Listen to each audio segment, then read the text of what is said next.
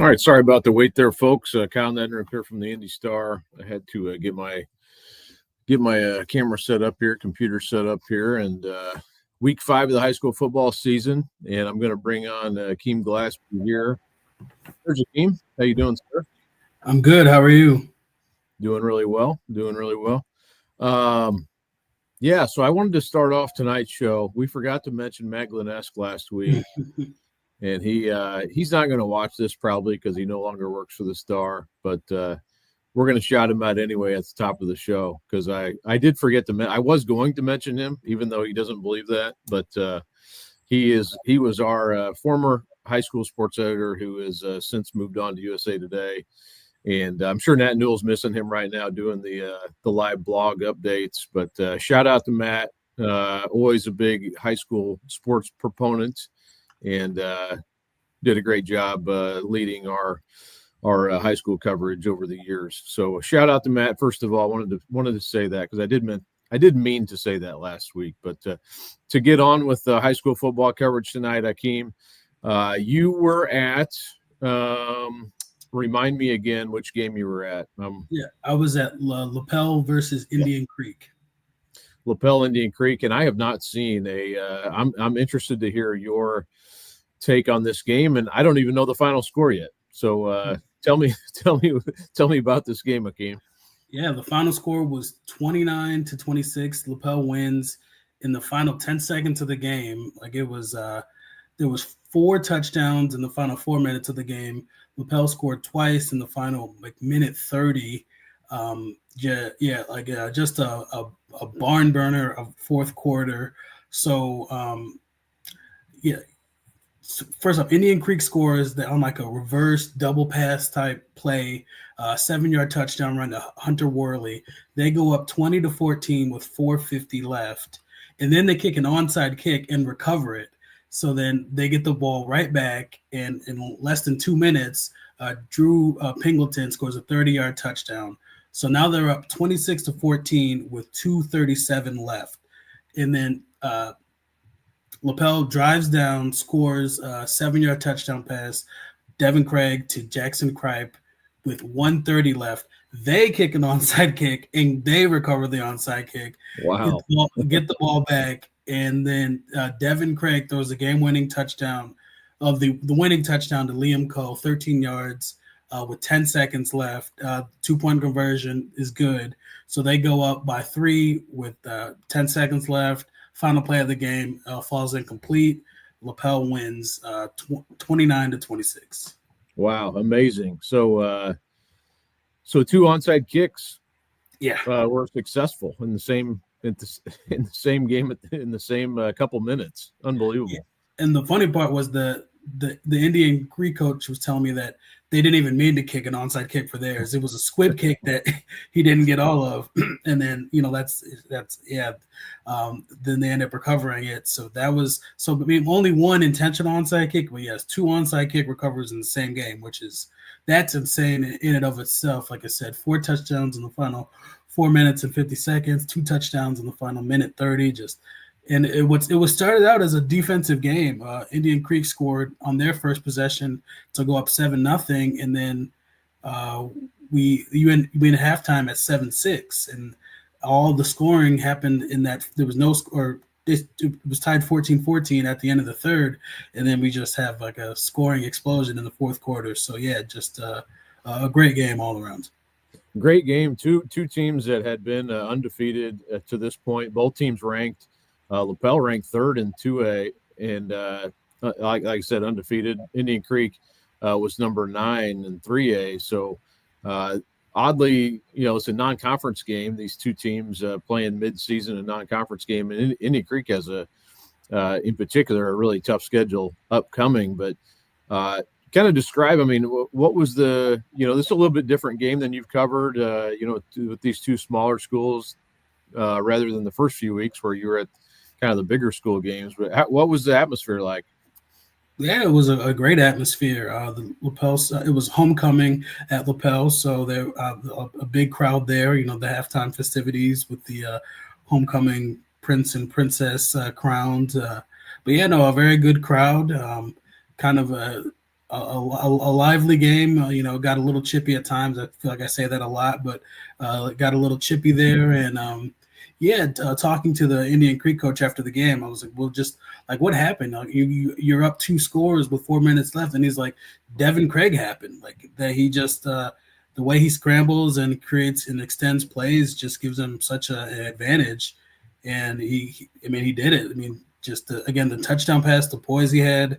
To Liam Coe, and apparently they had 2 plays called, and they flipped the play to go to the left because of the coverage that they had, and so Liam was just like, yeah, I knew the ball was coming to me, and I just ran a 10-yard out, and that's we run that play on air hundreds of times, so I wasn't nervous at all. So yeah, just kind of too just cold-blooded from Lapel with 10 seconds left, and the crazy part was they had the ball around like the 5.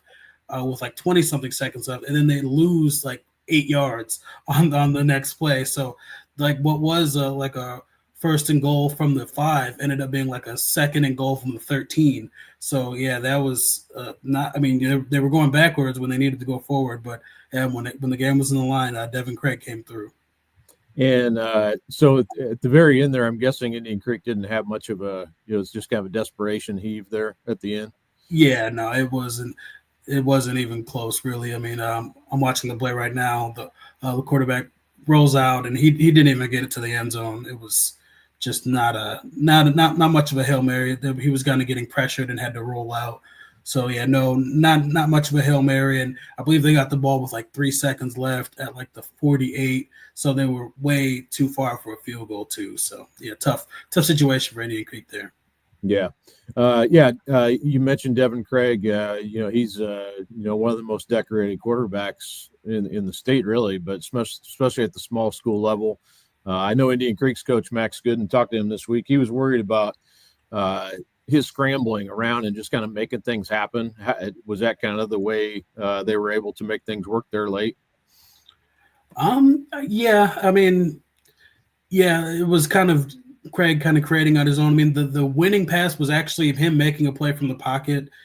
Just kind of everyone was really on time. The ball came out with some zip, and he hit Coe on the corner. But yeah, whenever they needed yards or they needed to extend the play, it was Devin kind of using his legs. But I will say that, like I said, the game-winning touchdown was made from the pocket, so credit to him. But yeah, and I talked to him. He's like, yeah, he's aware that he's a very talented scrambler, but he enjoys getting the ball to his teammates. He's like, they're more likely to break a tackle than I am, so I like to pass it when I can. But he's aware that he can make plays with his feet when he needs to.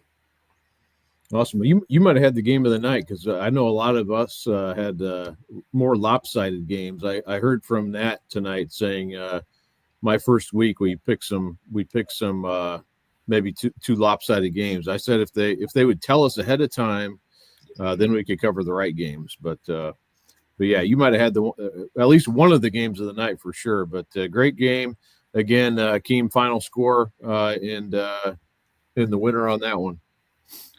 Kyle, before I go, I'll just say justice for Mason Alexander. I know I'll just leave it at that. We can't speak on anything because it's a ongoing legal case, but justice for Mason. Yeah, definitely. Yeah, I mean, well said. We'll leave it at that, but some bad things out there. Man, talk about a great kid, and glad that I got to know him, and I feel like he was on the verge to doing great things in his life. So yeah, I mean, well said. We'll leave it at that. But tonight, Akeem had again. What was your final again, Akeem? Just to leave us with the final score. Yeah, Lapel 29, Indian Creek 26. Awesome. Thank you, sir. Yep.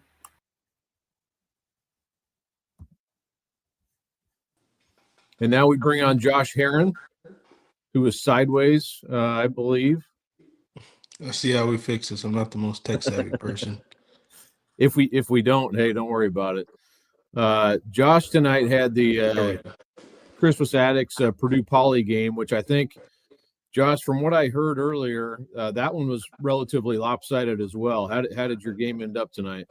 I'm not sure lopsided is the word. It was 62-0. Christmas Addicts over Purdue Poly. By the end of the first quarter, it's 30-0. So that goes to show you a bit how that game went. But it was a Kershaw Sarton game, man. The senior quarterback, he had 5 touchdowns, 2 rushing touchdowns, and threw for 253 yards.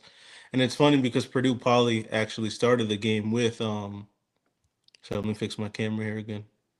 Purdue Poly started the game with a fumble recovery at the 9:52 mark in the first quarter, and then 42 seconds later, Sarton gets a pick six, and gets a score, gets Christmas Addicts on the board, and it was all she wrote from there.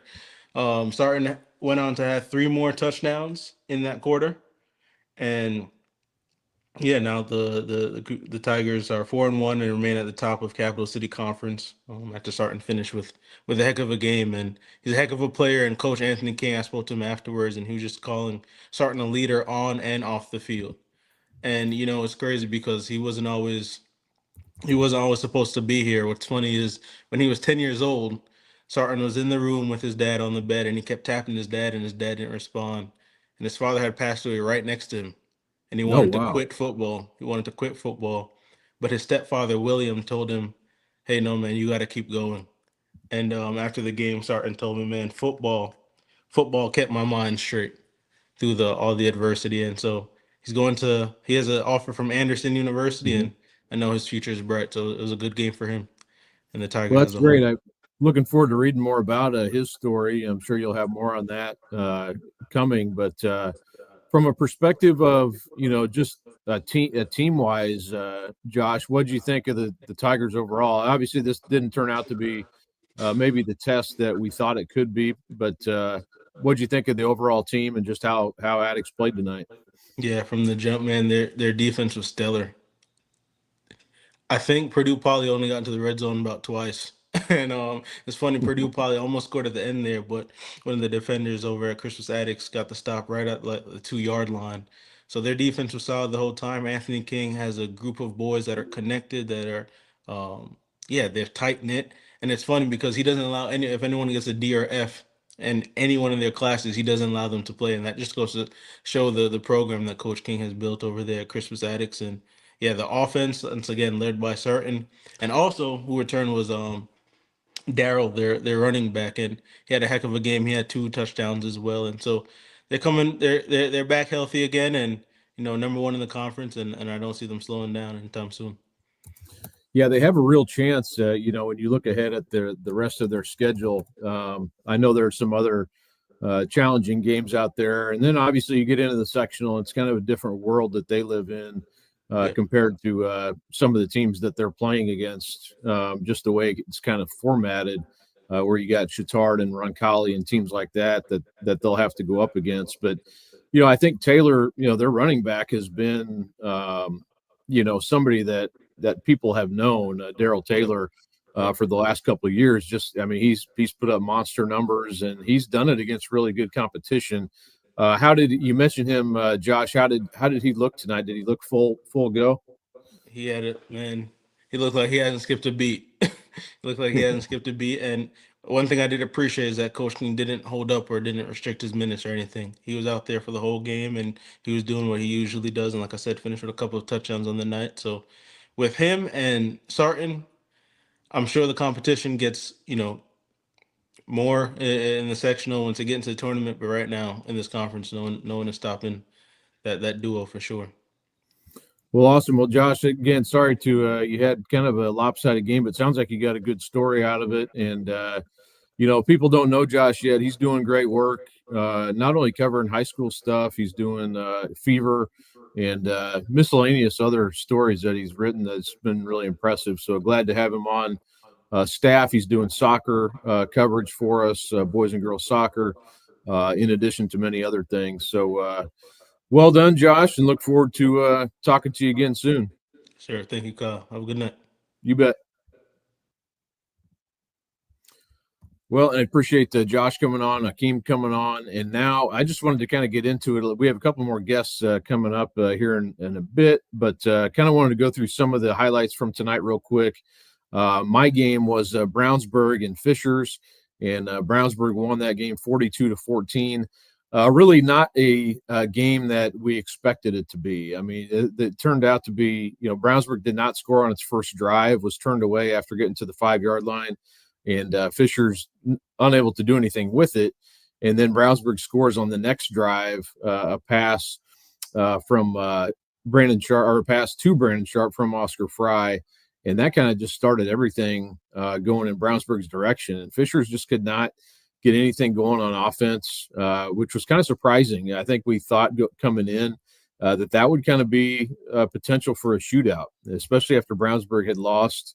Not lost, but it maybe felt like they played Avon last week. It was 55-47. Just gave up a lot of points on defense and a lot of yards. That wasn't the case at all tonight. I thought they did a nice job. Anytime Gage Sturgill was dropping back the pass, he was under pressure, and receivers just weren't open. They just weren't. I thought the secondary for Brownsburg was really good. And a couple times they were open. Unfortunately for Fishers, had a couple drops that maybe could have been bigger plays, or they were tough catches that maybe could have been caught that weren't. And really on the night, it was just it all belonged to Brownsburg. It was 28-0 at one point. Fishers did have a nice drive right before halftime, made it 28-7. And, you're thinking maybe there's a chance, but just right away, start the second half, Brownsburg goes right down the field again after getting the ball back. And a really nice pass, probably the play of the night or pass of the night anyway, Oscar Fry to Leo McQuillan for a 35-yard touchdown. And Fry didn't really have to do a ton. He had 147 yards passing, 2 TDs. It was really the running game of Brownsburg. Had Brady Lewis with 104 yards, 2 touchdowns, A.J. Job 84 yards and 1 touchdown. The two-headed monster there. They should have Sumter Bay back possibly next week. So really, it's a 3-headed monster at running back, and that offensive line I thought played really well for Brownsburg tonight. So it was kind of everybody contributing in this win for Brownsburg. They turned out to be a running clock midway through the third quarter, which I did not expect that. I thought potentially Brownsburg was going to Fishers might have trouble stopping them, but I thought it definitely didn't think it'd be a 35-point disparity. It ended up being 42-14, so 28 points, but the running clock was enacted for a quarter and a half of that game. So pretty decisive win. I think really the loss, I keep saying loss, not the loss to Avon, but the game against Avon sort of refocused Brownsburg. They said they had a great week of practice, and just kind of that helps. And I'm going to be writing a little bit more about that for a little bit longer story that should run in the morning or later this evening. Right now, we have our next guest, Rob Brown, who looks like he's in the comforts of his home tonight instead of on the 8% in his car like I was as well last week. But Rob, thanks for joining me here.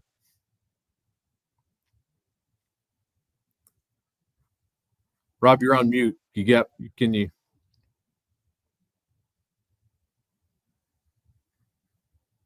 I still can't hear you.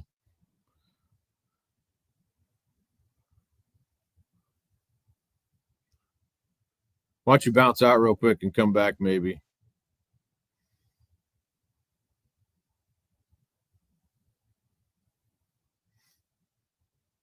While Rob's doing that, a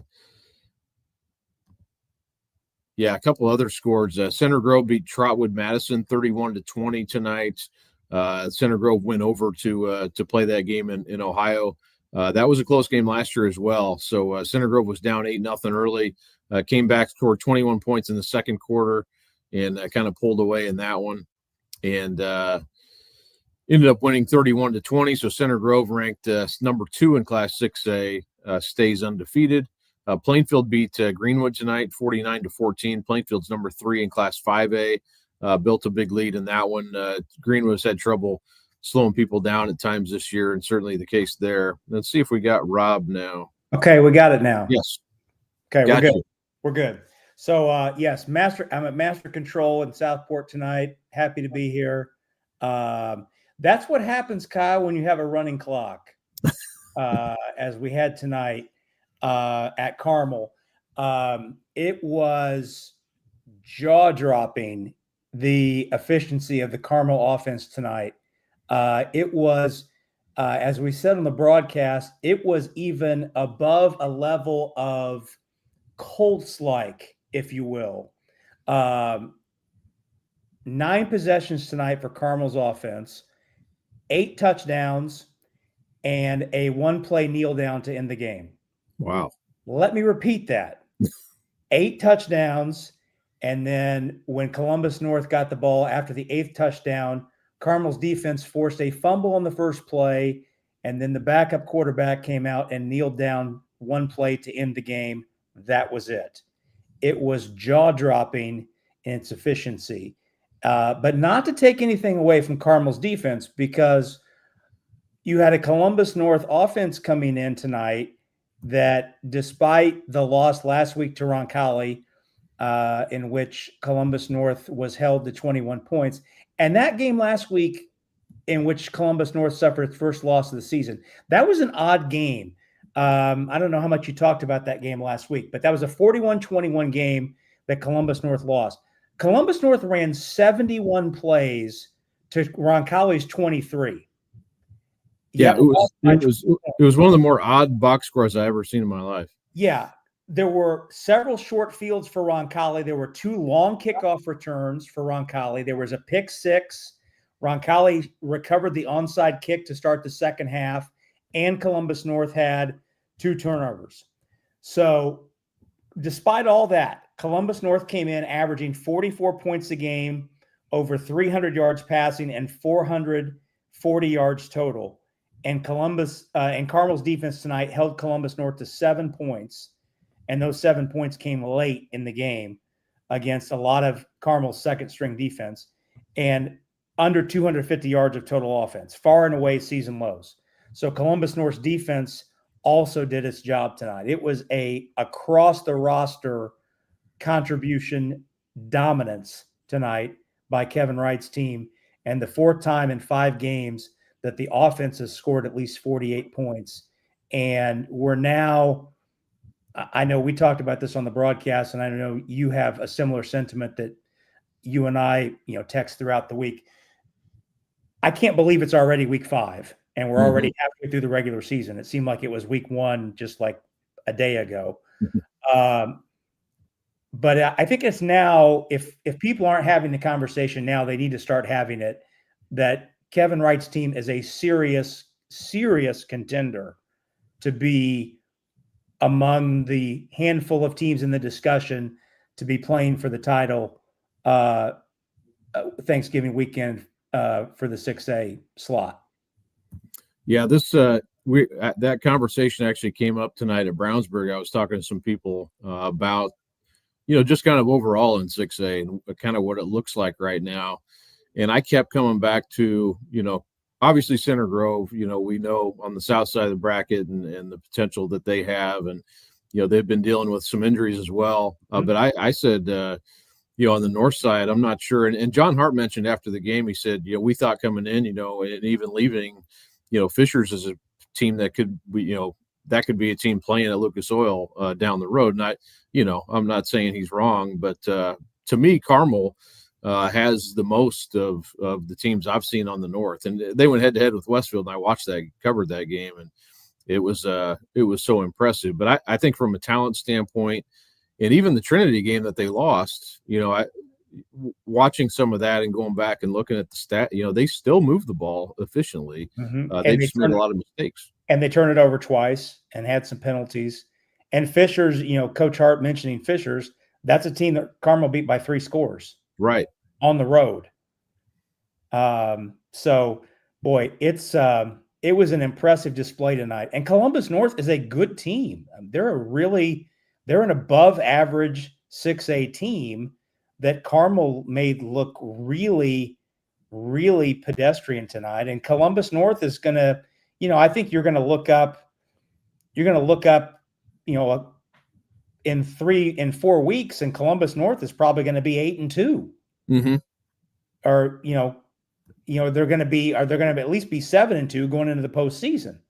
That's not a stretch, and Carmel handled them easily tonight. They'll play Bloomington South, I know, at some point. That'll be a tough game. Yeah, but other than the Bloomington South game, Columbus North is going to be a heavy favorite in every game they play the rest of the season. So it is the first time I'd seen Carmel live this year, and I was just my jaw dropped how impressed I was with Kevin Wright's team and on both sides of the football, and even special teams.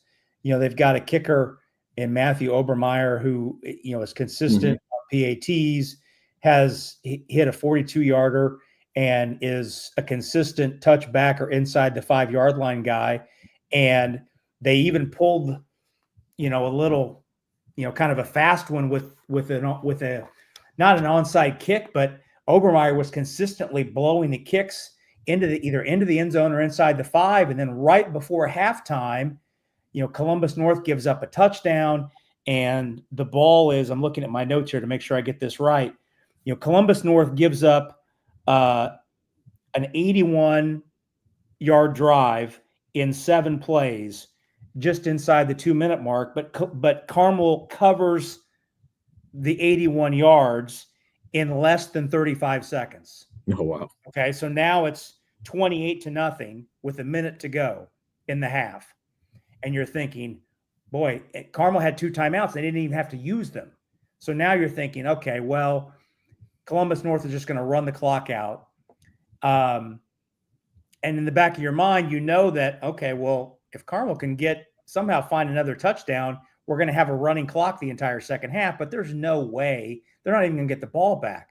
Well, instead of blowing the ball into the end zone, Obermeyer kicks a pop-up kick that lands between the first and second rows that Columbus North never sees coming, and a Carmel kid catches it on the fly at the 35-yard line, and now all of a sudden Carmel's got a 35-yard field, and they score in 6 plays on the final play of the half, and it's 35-0. And sends you home early. Well, sends me home early from a selfish standpoint. You're just thinking that's just another – they're just so crisp. And you watch them play and you think this is a team that gets the little details right. Like just the little things like that don't get by them. And those are the types of teams that you find playing into late November that don't let those little things like that, those types of things add up. And those are the teams that just seem to find their way, and they're playing in the semi-state and in the state finals because they make those types of plays that end up, that get an extra possession here or there. And tonight it didn't make a difference in the outcome of the game, but in a game like a semi-state where you're playing, in Carmel's case, maybe you're playing Crown Point in the semi-state, and that extra possession on a little detail like that may decide the outcome of the game. Yeah, I'm glad you mentioned Obermeyer too. He's been. I told their kicker coach at the Westfield game. He hit a couple field goals in that one, and was really impressive in that one with his kickoffs too. He can stick it in the end zone as well. And they have actually a few good kickers, but he won that battle and has proved that he deserves it. I did see Jacob Bellin had a couple of touchdowns as well. Rob, well, he had the catch. He had the touchdown on the last play of the half, and that was a 6-yarder where the quarterback, Anthony Sellner, was just kind of running around and waiting for somebody to get open in the back of the end zone. But the 77-yarder was really just an inside slant. The ball was probably thrown 9-10 yards maybe downfield, and Bellin broke I'm trying to remember from the replay, 2 or 3 tackles to get from inside the he was between the tackles, broke 2 or 3 tackles, and then angled his way out to the sideline, and then once he got to the sideline was gone, and it ended up being a 77-yard scoring play, of which he ran probably, I'm going to guesstimate 63 or 64 yards himself after the catch, and broke, 3 tackles after he caught the football to get out to the sideline. And then once he got to the sideline, it was speed and he was gone. Yeah, and that was I'm looking up through my notes here. That was the 3rd touchdown of the night. But he's really good. They had 6 different players score tonight, did Carmel. Wow. So they were spreading the football around, and you've seen how they handled the carries. It was an almost even split carry wise in terms of Pemberton and Johnson, the 2 running backs, split the carries almost dead down the middle in terms of Pemberton got 9 carries, Johnson got 10. Johnson's last carry, the 10th carry, was a 23-yard run in the 3rd quarter. So Johnson ended up with 93 yards, Pemberton 75. Pemberton scored twice in the first half. Johnson's 23-yarder was his only touchdown. That came in the 3rd. So they had Carmel finished with 4 rushing touchdowns and 5 rushing touchdowns, 3 passing touchdowns. The backup quarterback got a rushing touchdown there late. Well, another really impressive performance from Carmel. I think, I think we'll look at Trinity as we usually do as being one of the best teams in Kentucky, and they're ranked number 1 down there for a reason. So I don't think any shame in that loss for sure. And North Central, you look ahead to Carmel, you look ahead to their schedule. They have North Central next week at home, and then Ben Davis and Warren and LC these last 3 weeks. Those will be interesting tests, I think, especially Warren in week 8. And but those other 2 teams also can give you trouble too. I know Ben Davis led actually tonight against Warren. Part of that game ended up losing 38-23, but always a dangerous team. So they'll have some good tests upcoming. Glad Carmel's back in the mix, so we see all these games regularly again, which is cool. And how was the Cabana tonight, by the way? The Cabana was excellent. The guys at Carmel are great. Jim Inskeep, Jeff Hester, Greg Orr, and the gang. I mean, they're just fantastic guys. Huge game, but pizza was fantastic. The Diet Dr. Pepper was flowing. 30 plus years of broadcasting, there aren't too many firsts for me anymore, where I say, hey, I've never done this before, but I've never called the game. We have a monitor, so we get the high shot right from the 50-yard line because we got cameras in the top row of both grandstands. But so we've got the monitor to look off of, but I've never called a football game from the back of an end zone. So not too many firsts for me anymore, but had one tonight, so that was good. It was a lot of fun. And, the hospitality at Carmel with Jim Inskeep and the crew was always A+. So it was a lot of fun and really enjoyed it. So good times with my partner, Jan Bozier, and I, and enjoyed the Cabana. We missed you in the Cabana tonight, the grass skirts and all, and et cetera, et cetera. But you mentioned Carmel's schedule. We have kind of a ritual. My guy Greg Rakestraw, my partner my comrade on the ISC Sports Network, my fellow play-by-play guy. We always call each other on our way home from the games that we do, and kind of compare notes, how'd it go, what'd you see, etc. He had that Ben Davis Warren game tonight, and we were talking about our respective games, and Warren kind of seems like they're getting things together and kind of getting things organized and figuring some things out with a new coach, new players. That Carmel Warren game, week 8, could be really, really interesting. Carmel Warren is always when those teams are. Those have been some fun games over the years. I think that's potentially one to circle on the schedule again. I'm glad you mentioned that. That's one to keep an eye on for week 8. So absolutely appreciate you having me on, my friend. You bet. Thanks, Rob. Appreciate you coming on. And notice my one of the great 80s movies of all time, starring Sheila E. and Run DMC, the movie Crush Groove, back here in the back. There you go. Is that you have a rotation there, or is that stay up there all the time? No, it's permanent. I think it's affixed to the wall. It came with the house. Awesome. Thank you, sir. We'll talk to you soon. See you. Well, thanks again, Rob Brown, for joining me here. And now we bring in the closer, the Mariano Rivera.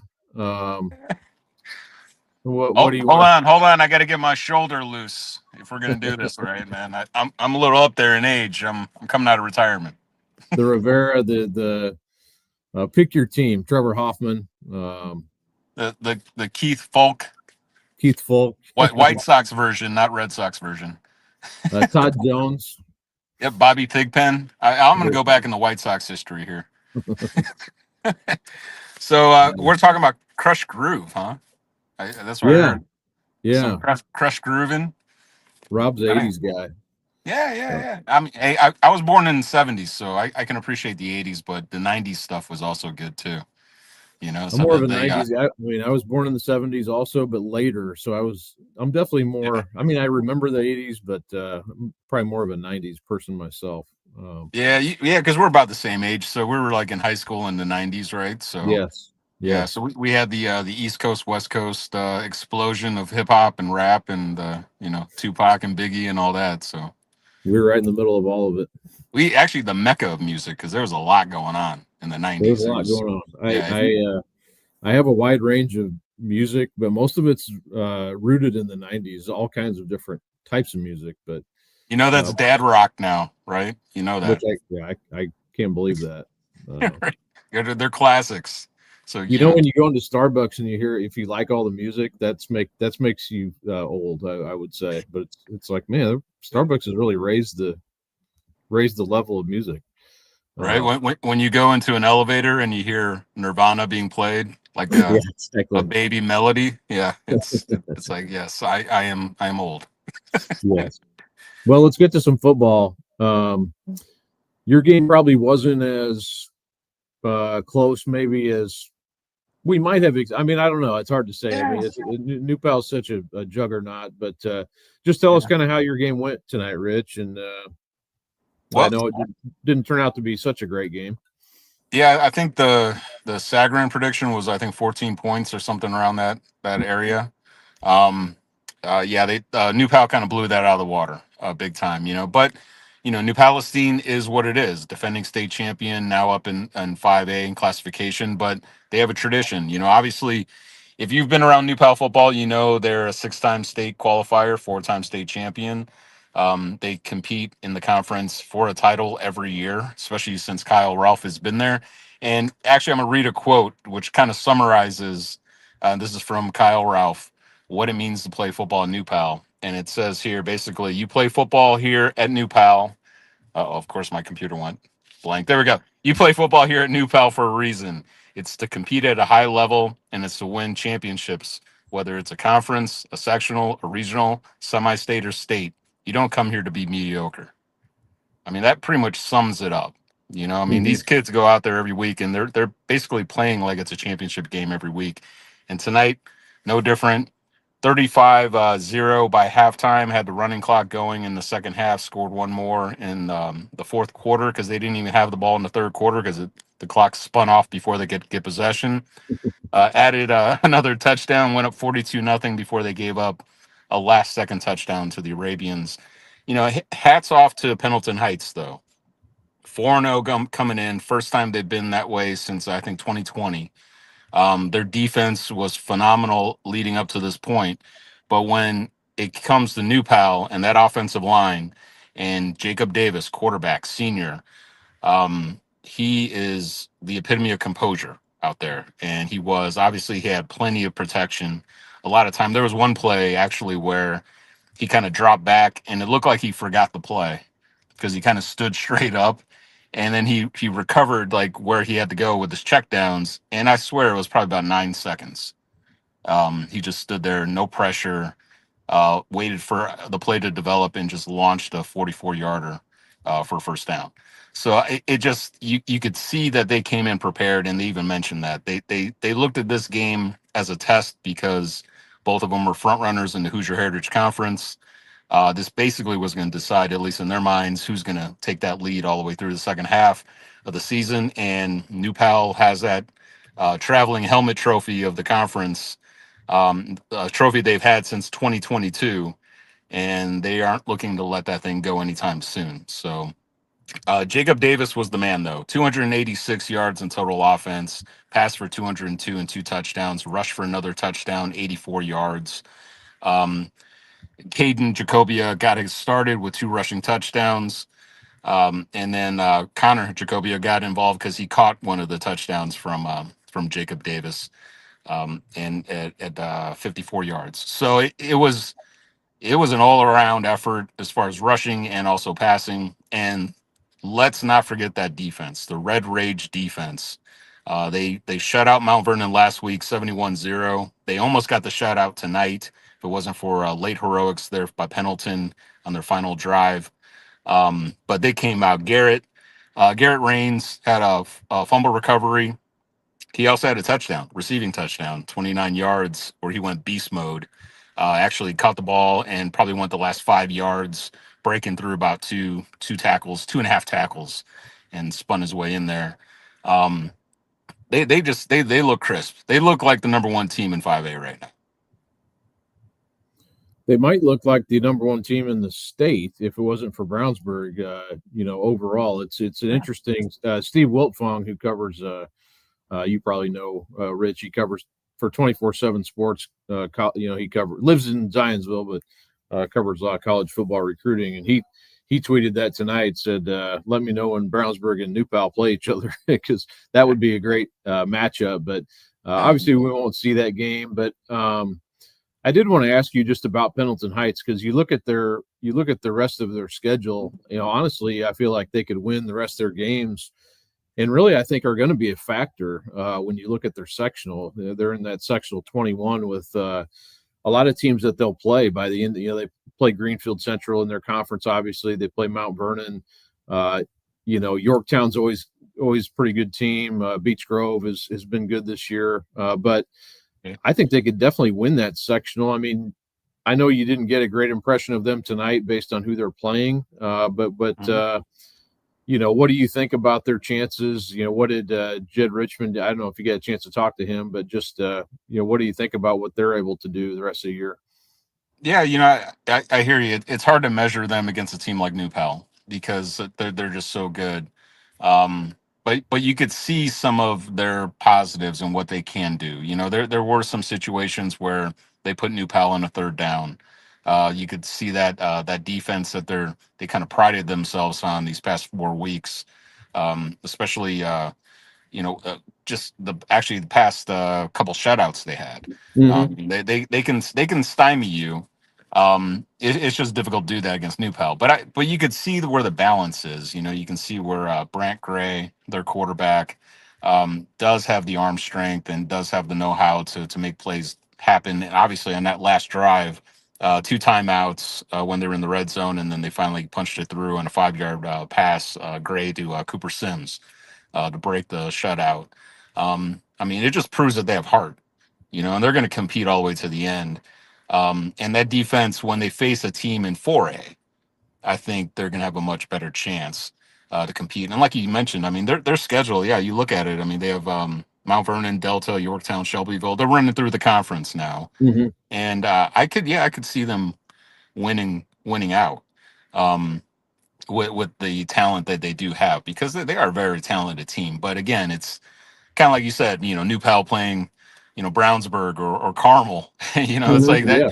It almost seems like New Pal is playing at that like 6A level in 5A, which is amazing because they always bounce back and forth between 4 and 5. But much like Cathedral, I think they always prepare up, no matter where they are.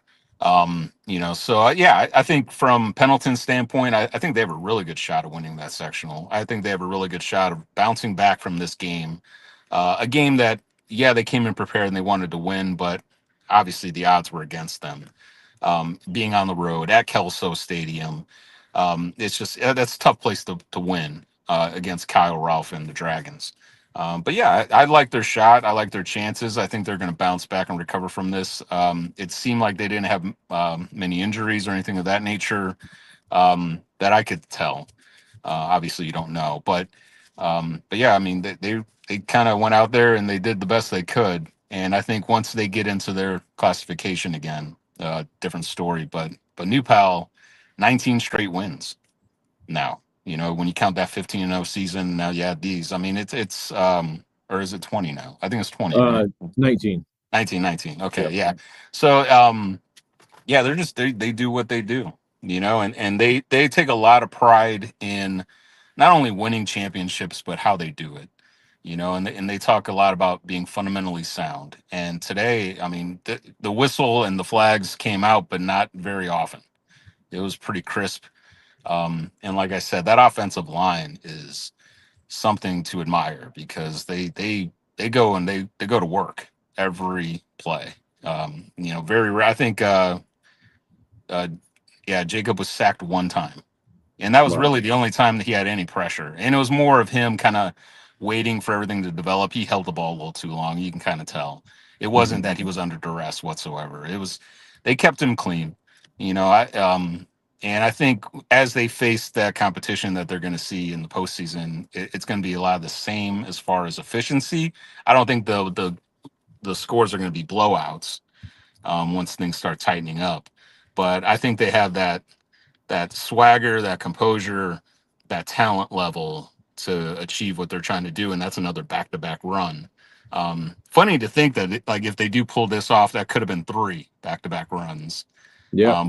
But they had that one historic really lost in a way because of the comeback that they had. Mhm. What was that back in gosh, I'm trying to think back now. Was that 2015, I think it was? Yeah. That When they was moved up. yeah. Yeah, Mhm. when they moved up to 5A, yeah. They lost to Snyder in that crazy game. Yeah. Back when Alex Neely was a quarterback. Yes. Yeah. That was a great team too. That was a great group of New Pal players. That was one of the best games you'll ever see. I mean, it was amazing. Yeah. But yeah. It was reminiscent of that Carmel Center Grove state Yeah. championship years ago. Mhm. Back when I think Lucas Oil just opened up a few years after or something like that. It was the first year. It was Was it the first year? Carmel led Yeah. in the fourth quarter, and Center Grove made that crazy comeback. Got 2, I think, at least 2 onside, if not 3. So, Well, and then the Warren Central pushout game too. See, I'm dating myself here, man. I'm like, I'm going way back in the machine. For some reason that story came up today. I was explaining how Warren won that game, and then they kept showing the replay on the big board. It was Yeah, interesting times. I don't know if I still have the video, but I was on the sideline. I think on that by the end zone, and I did shoot a video of that. I don't know. That was years ago, probably years and like 5 phones ago. But Yes. but yeah, I do remember that, and yeah, it was talk about controversy, talk about fun, you know. But Lucas Oil Stadium, that's where you want to be in Yeah, November for sure. Well, appreciate it, Rich. Yeah, New Pal just on a different we could probably talk about where they'll be on the history of, you know, if they go on and win it. This is one of the more dominant teams they've had, which is saying something. But Kyle Ralph now 146-14 in his career at New Pal. So pretty crazy stuff. But enjoy you coming on here again, Rich, and we'll do it again next week. Thank you. I appreciate it. One more thing, I do want to say that every time you send me out here in these battle of unbeatens, it's a running clock. So, and the home team seems to win. So if you see me coming, I'm sorry. It's all Kyle's fault. Well, the home team can start celebrating then. Well, yeah. I mean, I guess if you're the visiting team, you know, it's Yeah. like I apologize ahead of time. Turn the bus around. Yeah, right. Yeah. We're gonna go stop for pizza. All right, Rich. Thanks for doing this, man. Appreciate it, Kyle. See you. All right, we'll see you. Well, thanks again, Rich Torres, for coming on. Wanted to go through some of the games from tonight. I didn't get through all the scores yet. We're running a little bit long, but that's cool. I mean, we talked. We got 4 people we've talked to tonight, so good stuff. Chittard beat Brebeuf tonight, 37-6. Cascade beat Frankfurt 77-0. Cathedral over Southport 54-0. Center Grove, I mentioned earlier, beat Trotwood Madison out of Ohio 31-20. Carmel 56-7, as Rob mentioned in that game. Cecina 27, Covenant Christian 14. Tri-West beat Danville 35-27 in a wild one.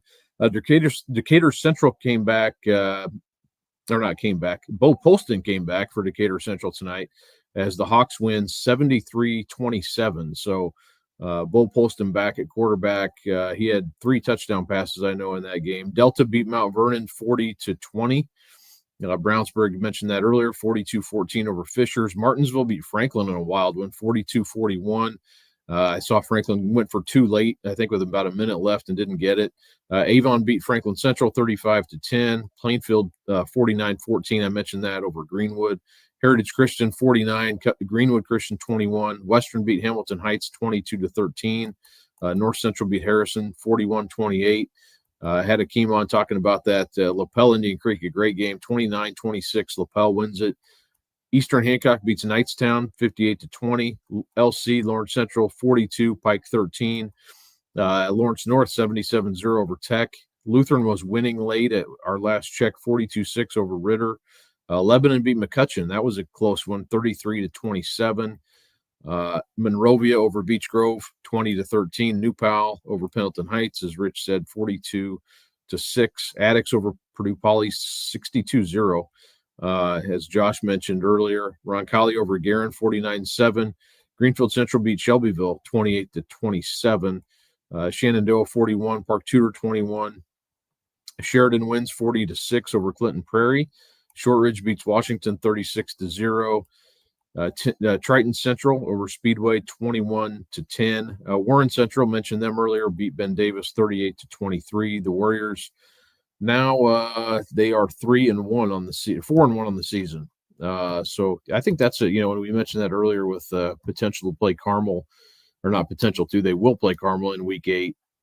Potential for a really good game, I think, there, the way Warren's been playing. So they have Pike next week, then LN. And LN Carmel Cathedral at close will be a tough closing stretch for Warren, but definitely a team to watch out for.